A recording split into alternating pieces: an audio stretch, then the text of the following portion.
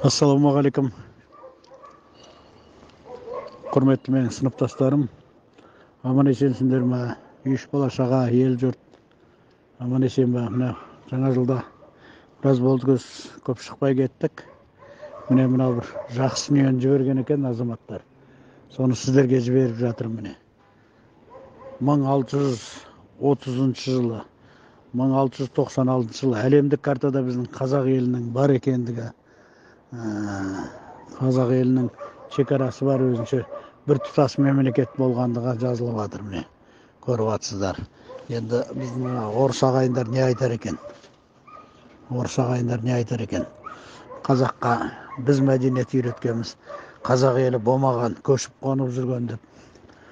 Енді міне мына дүниеден кейін міне соншама 1500 елдің тарихи картасында біздің қазақ елінің болғанын дәлелденіп жатыр екен. Сондықтан мынаны мүмкін болса білмей жүрген елдер болса білгізіп, таратып, туған туыс, іні қарындастарға,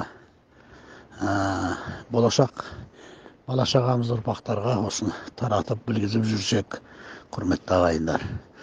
Білесіздер, мына орыс ағайындар ең қазаққа көп нәлет келтірген, қазақты қырып жойған осы орыстар екен барлық жерде дәлелденіп жүр. Әйтпесе мына айтқандай 139 миллионға жеткенде екенбіз. 139 болмаса бір 70-80 миллион болсақ, ешкімге дес бермегендей едік. Небір біздің ата-бабаларымыз мықты оқыған, мен деген азаматтарымыздың көзін жойып итжеккенге айдап міне. Сондықтан мына қазақтың көк байрағын желбірететін болашақ жастарымызға осыны түсіндіре жүрсеңіздер, қазақ атам бекер айтпаған екен ғой, мен кезінде түсінбей жүрген. Орыстан досың болса, жаныңда айбалтаң болсын деп.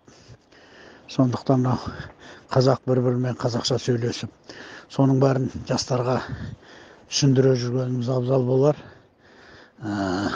Мүмкін болып жатса, туған туыстың, жолдас жора коллективтің чаттарына жіберіп, мүмкін болса осыны біз айта жүруіміз керек. Небір менің елім, жұртым, елімнің тілі, діні деп жүрген азаматтар айтып жатады, қазақ бір-бірімен қазақша сөйлесу керек деген сияқты. Сол әңгімелерді барлықтарыңыз жеткізіп тарата жүрсеңіздер, нұрсіне нұр болатын еді. Аман есен болыңыздар. Бас аманның малы түгел дейді қазақ атам. Аман жүріңіздер. Аман қана жүріп қоймай, осыны дәріптеп, еліміздің тілін, дінін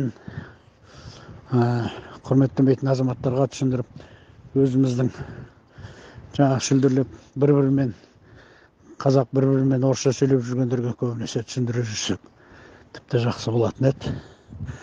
Аман есен болыңыздар. Құрметпен құрдастарыңыз, сыныптас бауырларыңыз Өмірғали Өмірбайұлы Рысқұлов. Аман болыңыздар.